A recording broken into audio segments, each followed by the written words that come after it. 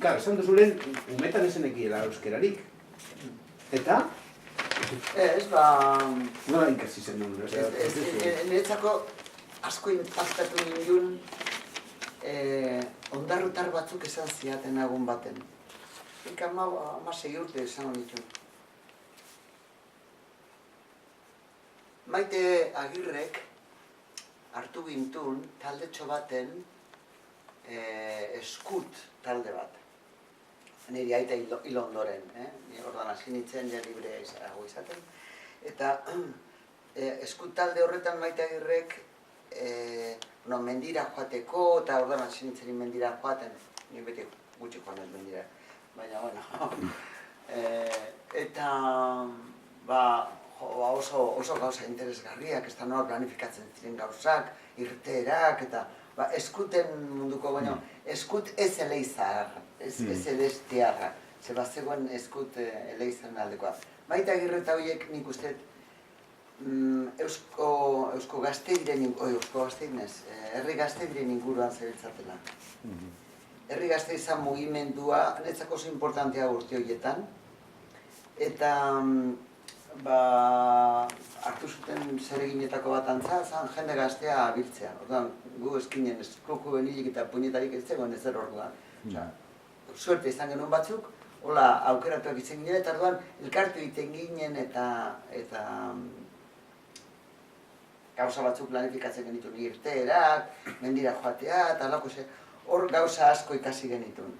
Orduan, talde horretan, Maiterekin erlazionatuta erano agertzen diren ondarroko neska batzuk euskeraz bakarrik egiten. Eta, karo, ondarrokoek, eta segat egin behar dizuenik euskeraz, erderaz, eta zuek niri ez euskeraz. Galdera hori egin ziaten, eta galdera horrek utzi ninduen, egixe da. Kuriosoa da, batzutan, badira, behar da,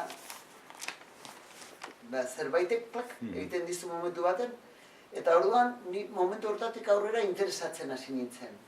Gogoratzen dut oso ondo ikasi naban lehenbiziko kanta, Maitetxo itxasoan dago. Maitetxo itxasoan dago itxasontzi batean, ikikire izir eso?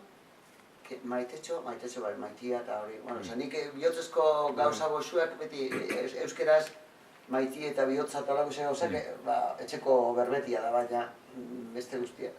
Maitetxo itxasoan dago, ¿y qué quiere decir itxasoan dago? Pues que está en el mar. ¿Y cómo se dice mar? Itxasoa. Itxasoan dago es en el mar. Ara, latin bezala. Eta gustatu dekinazioaren kontua. Eta horrekin, karo, hizkuntzetarako zaletasuna edo interesa baduzu, nik uste horrek lagundu nindula. Nik egin eban esan, orduan kuadernoso bat hartu eta esaldiak ikasten dituen, eta ikasten guztia esan egiten, kuaderno bat poltsikoan eta muturra ondia. Muturrekin hasi eta venga. Eta gainera, ikerri nuna zan, jendeak asko eskertzen zuela euskeraz. Konturatu nintzen, ni euskaldunak identifikatzen ari nintzen, eta zuk euskeraz badakiztu. Nik euskeraz egiten ari, euskeraz egiten saiatzen nintzen, pixkanak habla. Eta netzako oso importantea izan zen euskaldunak nolako harrera ona egin zidaten. Parkatu egiten zidaten, dana. Bueno, hola, eta gero ikasi nun, hori nik uste hau 16-17 urtean inguruan izan zen. 17 urterekin hasi nintzen, 17, seguro ez. 17 urterekin hasi nintzen ospitalean, aita hilda gero, da ospitalean hasi nintzen lanian, kolegioan, bakizu Durangoko ospitalean, eskola bat zeukaten. Eskola, eskola. Orain hor barandiaran erresidentzia. Hori da. Barandiaran egoitza hor. Gaur da barandiaran egoitza.